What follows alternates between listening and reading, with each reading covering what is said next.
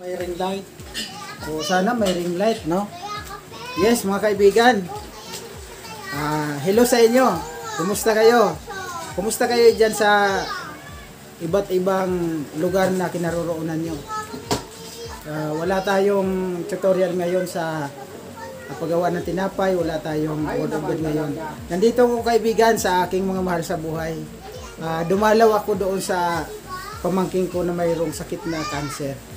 So, kailangan talaga mag-effort dahil siyempre nakita natin yung kalagayan niya. Ipapakita ko sa inyo kaibigan yung aking pamangkin. Yes. Mga kaibigan, ito po yung kanyang sakit niya talaga to. Kung titingnan natin, talagang parang wala nang pag-asang gumaling, pero naniniwala tayo sa Diyos na walang imposible sa kanya. Yan siya mga kaibigan, no? Kaway ka, Shell. Kahit kaunti lang. Ayan siya kaibigan.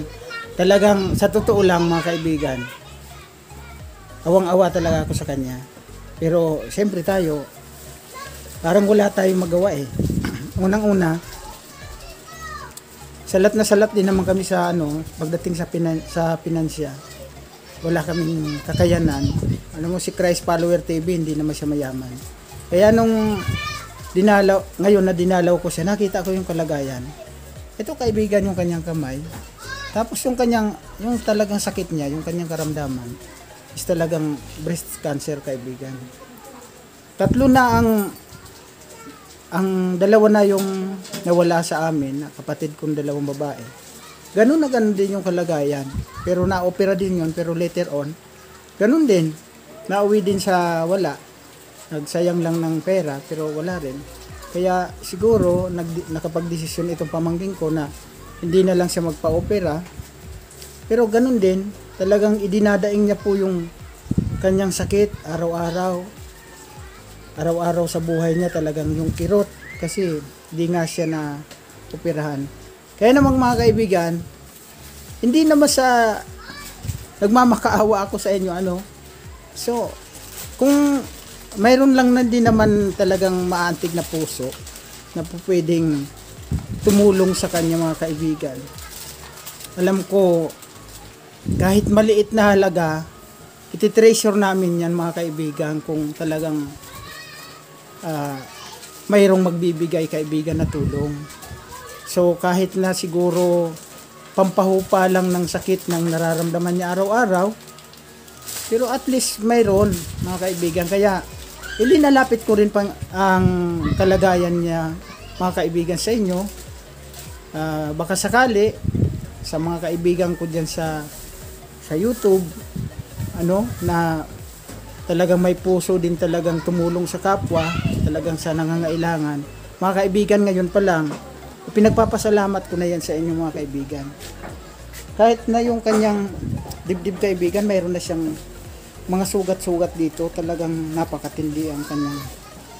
Pero ganun nga, sinasabi ko sa inyo mga kaibigan, talagang wala rin kaming magawa, kundi nandito kami para bigyan siya ng moral support na at least nandito kasi yung mga magkakapatid nandyan, darating, parang mayroong konting salo-salo, tapos para maging masaya lang. Yun na lang ang pinakang remedy.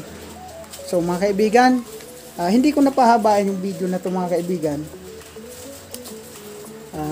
Para sa akin, hindi naman sa talagang nagmamakaawa kami sa inyo. Hindi, kung sino lang yung may puso talaga na pwedeng tumulong, iti-treasure namin yan ng sobra-sobra.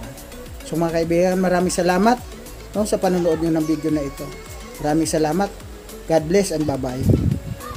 12, verse 1 up to, maiksi lang to up to 5. Oo, kung magarang-abang tingnan nyo ito mabuti babasahin ko sa inyo ang aklat ng mga ngaral. Ang aklat pala ng mga ngaral, sinulat ito ni Haring Solomon. Sino si Haring Solomon? Si Haring Solomon ay anak siya ni Haring David na naging tanyag na hari sa bansa Israel ng panahon ng mga panahon ng lumang ibago.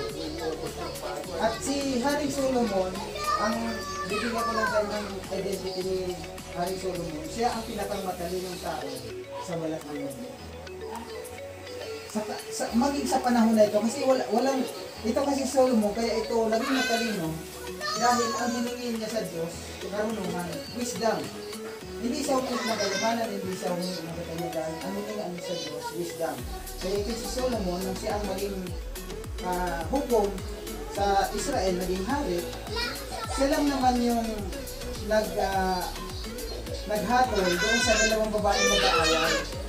Ang dalawang babaeng nag-aaway, pinag-aawayan nila kung kaninong anak yung patay na anak. Kasi nung time na tawag dito, nadaganan daw ng isang babae yung anak niya, tapos nung tulugan niya po, inilagay doon yung anak kong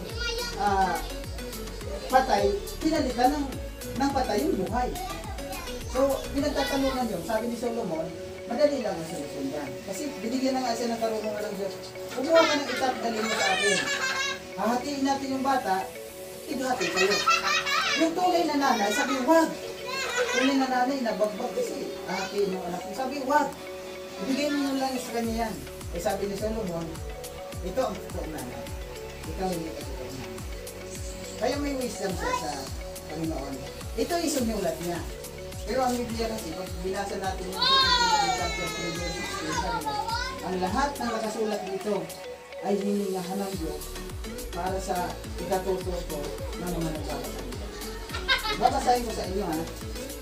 Ito ang sabi dito sa mga Ngaral chapter 12, verse 1. Ito yung mga bagay na dapat natin alalahanin. Alalahanin na tandaan. Mga bagay na dapat tandaan.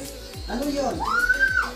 Verse 1, sabi dito, alalahanin mo ang iyong manlika sa panahon ng iyong kabataan bago dumating ang oras, ang araw at taon na puno ng kaguluhan, panahon hindi mo na madama ang tamis ng mabuhay. Unang alalahanin nyo na, tandaan nyo mabuti. Ikalawang alalahanin na ito, alalahanin mo ang Diyos bago makubli ang sikat ng araw, bago magdilim ang buwan at mga bituin, bago ka matabunan ng makapal at madilim na ulap. Number 3, alalahanin mo siya bago humina ang iyong katawan, bago manghina ang iyong mga bisi, bago mawala ng lakas ang iyong mga tuhod. Number 4, alalahanin mo siya bago mabungi ang iyong ipin. May bungi ang ipin ko. At bago lumabo ang iyong mga mata, alalahanin mo nga siya bago dumating ang panahon na sarado na ang mga pintuan at tumigil na ang tulog ng bilingan, bago dumating ang panahon na madali ka nang magising sa himig ng mga ibon o sa tulog ng awitan at tuluyang tumigil. Alalahanin mo siya bago dumating ang panahon, katakutan mo nang umakyat sa mataas na lugar, bago dumating ang panahon, di ka na makalakad na mag-isa, bago pumuti ang iyong buhok at lipasan ng pagnanasang sumipin sa asawa. Yan. Mayroon tayong 5 aalalahanin. Pero bago tayo magpatuloy, pray muna tayo. Hindi tayo nakarunungan sa Diyos. Lord, salamat sa pagkakataon na binibigyan mo sa amin sa sandali ito. Kailangan namin ng Diyos ang iyong pangunguna, ang banal na Espiritu, ang namulat sa bawat isa. Magbukas ito, Panginoon, ng Lord ng aming mga pamilya spiritual, sa aming mga Espiritu. Ayan yung labas, kaibigan, no? Ano na to? Silangan. Lalawigan ng Rizal. Ayan. Ang ganda dito kasi tahimik, mga kaibigan. Ano na kasi, alas 6 na ng gabi, kaya medyo madilim. Dumidilim na. Ay mga kaibigan, ang labas nila. Hindi pa gaanong mabahay. Medyo mangilan-ngilan pa lang. Kaya yung benta nila dito sa bakery, hindi ganun kalaki. Hindi ganun kalakas. Yung kalsada nga nila dito, mga kaibigan, hindi pa hindi pa simentado. Ayan. Ayan. So,